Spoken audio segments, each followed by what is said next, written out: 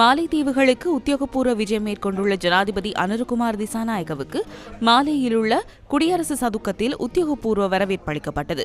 மாலைத்தீவுகளில் உள்ள ஜனாதிபதி செயலகத்துக்கு சென்ற ஜனாதிபதி அனுரகுமார் திசாநாயக்க விருந்தினர் புத்தகத்தில் நினைவு குறிப்பிட்டதன் பின்னர் இரு நாடுகளின் தலைவர்களும் உத்தியோகபூர்வ நிழற்படம் பிடிக்கும் நிகழ்வில் இணைந்து கொண்டனர்.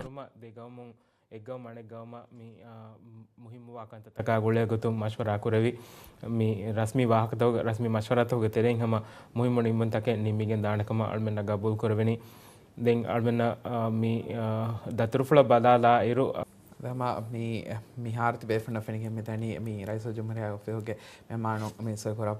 அதன் பின்னர் ஜனாதிபதிக்கும் மாலைத்தீவுகளின் ஜனாதிபதிக்கும் இடையிலான இருதரப்பு பேச்சுவார்த்தைகள் ஆரம்பமாகின.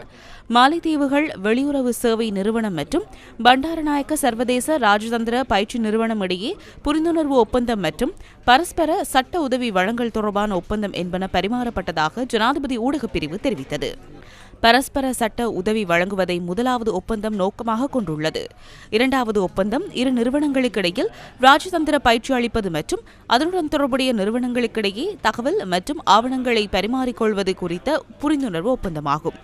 ஜனாதிபதி அனுரகுமார் திசாநாயக்க இன்று மேலும் சில ராஜதந்திரிகளுடன் கலந்துரையாட உள்ளதுடன் வர்த்தக மன்றத்தில் உரையாற்றவும் மாலைத்தீவுகளில் வாழ்கின்ற இலங்கையர்களையும் சந்திக்கவும் உள்ளார்.